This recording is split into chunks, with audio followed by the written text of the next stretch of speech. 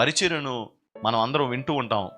Mother Teresa పరిచర్య చేసినప్పుడు, ఆ పరిచర్య చేస్తున్నప్పుడంట ఎంతోమంది చూడడానికి వెళ్ళిన ఆ విలేకరులంట వాంతులు చేసుకున్న రోజులు కూడా ఉన్నాయంట.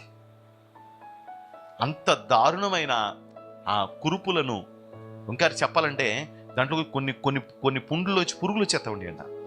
ఆ పురుగుల్ని కూడా ఆవిడ అలా క్లీన్ చేసి, ఆ క్లాతులన్నీ తీసి అవన్నీ కట్టి, అవంతా కూడా వాటిని డ్రెస్సింగ్ చేసి వాళ్ళకి కట్టి వాళ్ళకి సేవ చేసేదంట. అంత పరిచర్య చేసేదంట. ఆ పరిచర్య నుంచి అందరూ అసహ్యపడేవారంట.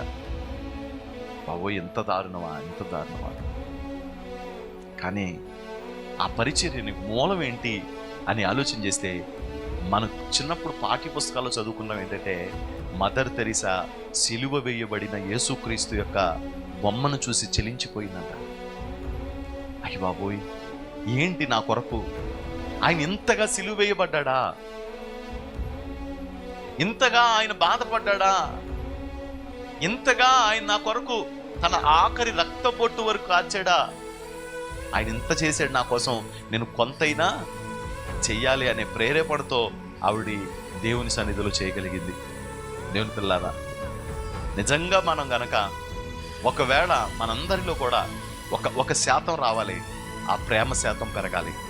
ఈరోజు మన పరిచర్య దేవుడు కృపను బట్టి విస్తరిస్తున్న ఈ దినాల్లో మరీ విస్తరించినట్లు ప్రభు చేయాలి అని మీకు ఆలోచన కనుక ఆశగా ఉంటే, మీరు మొదటిగా చేయవలసింది ప్రార్థన. రెండవది వాళ్ళ విషయంలో అంత ప్రేమను కనపరిచే తత్వం.